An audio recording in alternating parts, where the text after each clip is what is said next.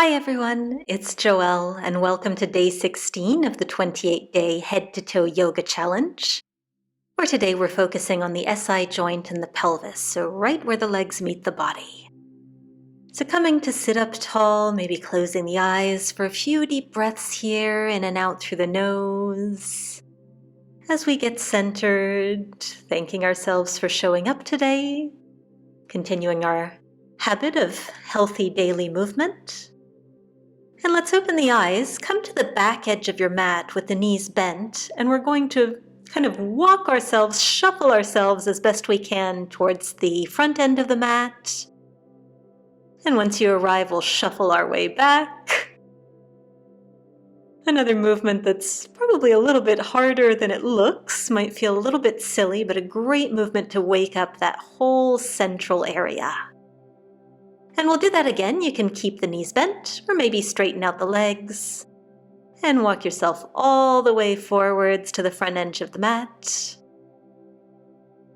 And then work your way back. Always some new fun to be had as we explore new ways of moving our body. Very nicely done. And once you get to the back edge of the mat, roll the shoulders back. Just take one nice deep breath here. And let's roll forward over the legs to meet in hands and knees. Walk the hands just a little bit forward, tuck the toes, and lift your hips up and back into downward facing dog. And you're welcome to pedal the legs here, shake out the head, find any little movements that feel nice. Really focusing on opening up through the hip bones in the direction of the ceiling. And taking a few nice deep breaths here. And we'll start to take some little steps towards the front of the mat. Bend the knees as much as you need to. And once the feet and hands are closer together, you can take hold of opposite elbows. And just let the upper body hang, just like we do in our day one warm-up, but with the feet about hips width apart. So just settling in here, breathing. And then let's turn the toes out and lower ourselves down into a squat. So you can be up on the toes if the heels don't want to come down quite at this point. You might keep the fingertips on the mat. Or you could bring them to prayer in front of the chest, and this is what it might look like if you're up on the toes. Bring the hands back down to the mat. We'll step back into a plank pose, just holding here, pressing the heels firmly back, and then lowering all the way down to the mat. And you can lower the knees first if you'd like.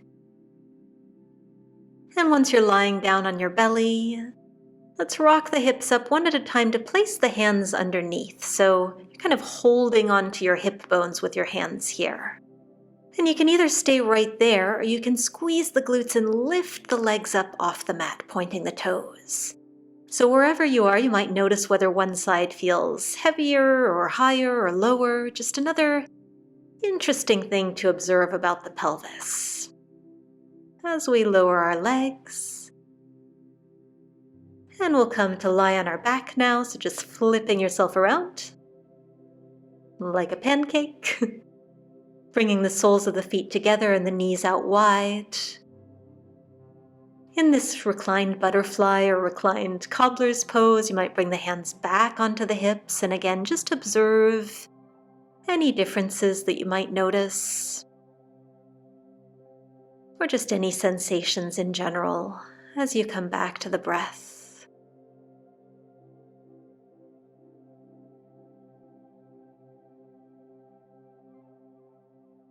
And let's pull the knees into the chest, separate them towards the shoulders just like we did yesterday.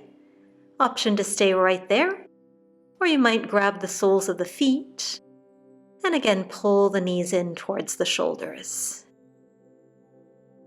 And this is called happy baby pose, so you might envision a happy baby for a little bit of positivity in our practice today.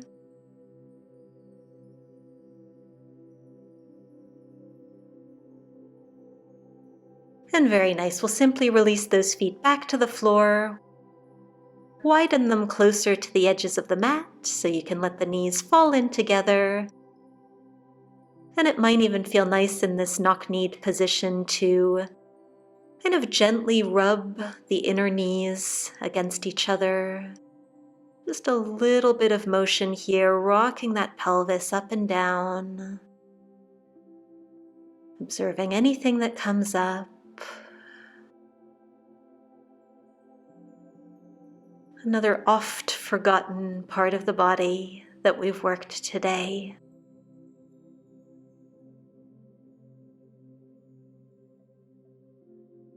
And release that motion, rolling to one side to make our way up to seated tall. And whichever direction you just crossed your legs in, just cross them the other way. Just again to reset that pelvis. And bringing the hands to prayer once more. Lengthen the spine towards the ceiling. And with your final deep breath here, the deepest breath you've taken all day, thank yourself for turning up. Thank yourself for learning new things about yourself and creating those healthy habits every single day. So join me again tomorrow for day 17 so that we can work to power up our glutes. It'll be a good one. And I will see you then. Thank you so much, and namaste.